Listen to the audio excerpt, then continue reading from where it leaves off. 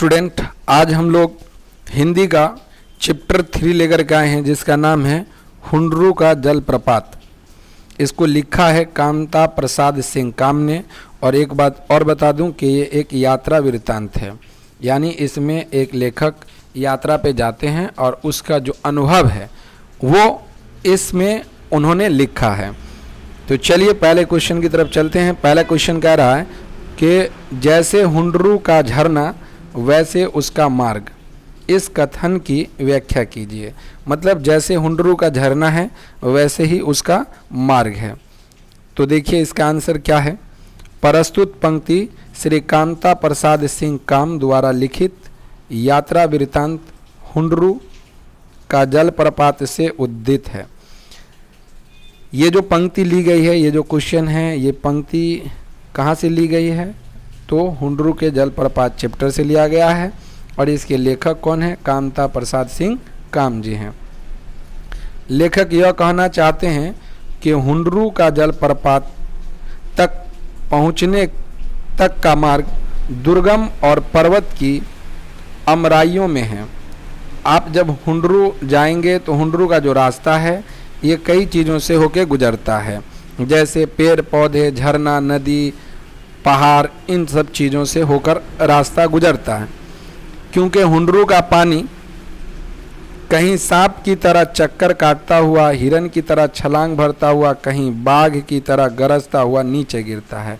हुंडरू का जो पानी है उसकी जो रफ्तार है वो कभी सांप की तरह दिखाई देती है ऐसे ऐसे, कभी हिरन की तरह छलांग मारती है ऐसे ऐसे, और कभी एकदम ज़ोर से आवाज़ आती है झरने की, बहुत ज़ोर से, जैसे लगता है शेर चिंघार रहा हो।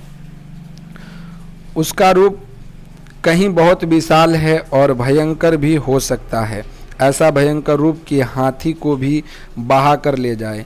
झरना जब चलने लगता है तो इतना भयानक उसका रूप होता है, रुद्र रूप ले लेता है, जैसे हाथी को भी अगर डाल दिया जाए इस रास्ते में तो इसको भी दहला कर ले जाएगा। यह है उसका दुर्गम मार्ग। गांधी जी का कथन सत्य है कि सचमुच महान मंजिल पर पहुंचने के लिए मार्ग भी महान होना चाहिए।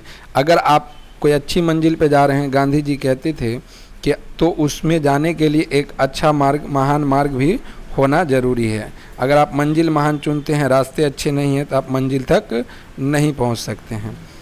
तो इस तरीके से इसका आंसर हुआ। चलिए अगले क्वेश्चन की तरफ चलते हैं हम लोग। अगला क्वेश्चन बहुत इजी है, जैसा कि आप लोग देख पा रहे होंगे। हुंडरू का झरना कैसे बना है? तो देखिए हुंडरू का जो झरना है एक नदी है। हुंडरू का झरना एक नदी है, स्वर्ण रेखा।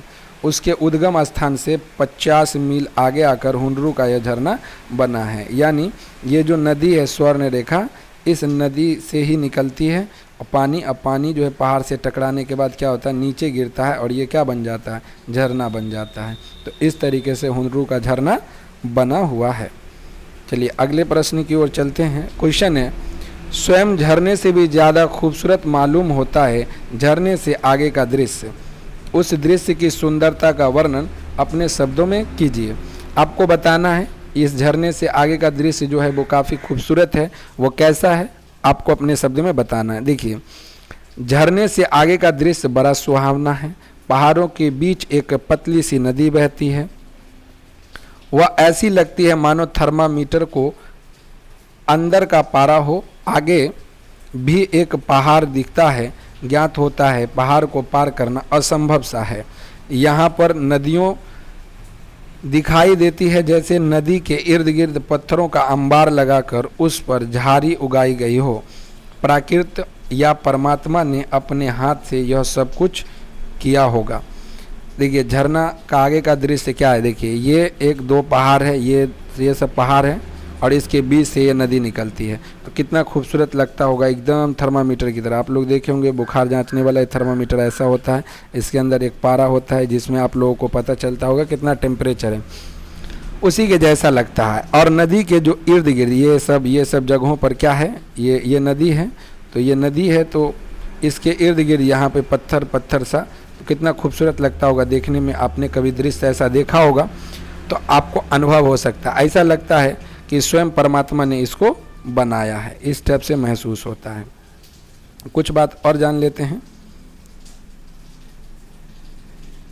अन्यथा मनुष्य जाति इतनी समर्थता कहाँ, यानी इंसान में इतनी ताकत कहाँ होती है कि इतना अच्छा बना सके। शोभा के इस विशाल वैभव का निर्माण केवल ईश्वर ही कर सकते हैं, मानव शक्ति से परे। यानी ये जो झरना बना हुआ है इस टाइप से इतना खूबसूरत बना हुआ है कि इंसान ऐसा झरना नहीं बना सकता। ये सिर्फ और सिर्फ ईश्वर के भी हाथ में है कि वो बना सकते हैं। उम्मीद है कि आप ये क्वेश्चन समझ पाए होंगे। अगले क्वेश्चन की तरफ हम लोग बढ़ते हैं। अगला क्वेश्चन क्या कह रहा है, ध्यान देना है। काफ़ी आसान क्वेश्चन सब है। प्रस्तुत पाठ के आधार पर समझाइए कि किसी यात्रा वृत्तांत को रोचक बनाने के लिए किन किन बातों का ध्यान देना चाहिए। यानी आप कहीं घूमने जाते हैं तो क्या क्या चीज़ पर ध्यान देना चाहिए जिससे कि आप जो घूमने जा रहे हैं वो काफ़ी इंटरेस्टिंग हो सके। आंसर है, किसी यात्रा वृत्तांत को रोचक बनाने के लिए पहला है पहाड़, दूसरा नदी, तीसरा जंगल की सुंदरता के साथ ही उस इलाके में होने वाले क्रियाकलापों का भी वर्णन ज़रूरी है, ताकि मनुष्य प्रकृति के साथ मनुष्य की जीविका और श्रम की भी महत्ता को समझ सके। इसका वर्णन देश काल की संस्कृति का पता चलता है। जैसे आप कहीं घूमने जाते हैं तो रास्ते में जो भी चीज़ आपको मिलती है उन चीज़ों को आप ध्यान से देखें, और वहाँ में रहने वाले जो लोग हैं जिस तरीके का अपना जीवन जी रहे हैं उस जीवन को देखें। आपको बहुत इंटरेस्टिंग लगेगा, कहीं कहीं आपके जैसा ही मिलेगा और कहीं कहीं आपसे बिल्कुल अलग रहन सहन, अलग सोच विचार के लोग आपको मिलेंगे। तो इस तरीके की बात अगर आप देखते हैं तो आपका यात्रा क्या होगा, बहुत ही इंटरेस्टिंग और काफ़ी खूबसूरत हो जाएगा। एक बात और भी है कि यात्रा जब आदमी घूमने के लिए जाता है कहीं भी, तो आपको पता होगा कि काफ़ी आदमी सेंसिटिव होता है किसी चीज़ को देखने के लिए या समझने के लिए। ये बहुत इम्पोर्टेंट बात होती है। तो आपको ये सब चीज़ भी ध्यान रखना होगा कि आप जहाँ जा रहे हैं वो किस तरीके का है, जगह क्या है नहीं है। जैसे आपने नाम सुना होगा कि दार्जिलिंग जाते हैं घूमने के लिए या बहुत सारी जगहों पर, उसी तरीके से हुंडरू भी एक जगह है जहाँ लोग घूमने के लिए जाते हैं।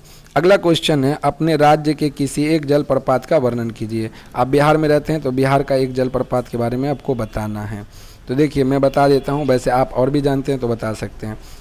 बिहार के नवादा जिले में रजौली से 3 किलोमीटर दूर पर ककोलत नामक स्थान पर ककोलत का जलप्रपात है। ये ककोलत का जलप्रपात आपको कहाँ मिलेगा, नवादा जिला में, जानते ही होंगे बिहार में पड़ता है ये।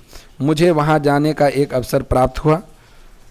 झरना जिस पहाड़ से नीचे झरकर गिर रहा था उसकी गरजती हुई आवाज़ स्पष्ट सुनाई दे रही थी। वहाँ पे जाने के बाद ऐसा महसूस होगा, आप भी जाएंगे तो, जिस पहाड़ से यह झरना गिरता है पता नहीं उसमें पानी कहाँ से आता है। वो अनुभव उसको नहीं हो पाया जो घूमने के लिए गया था, ये पानी आ कहाँ से रहा है।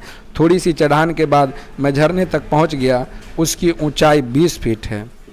उजला पानी ऐसा प्रतीत होता था, पानी के चक्कर और भावर की सुंदरता देखते ही बन रही थी।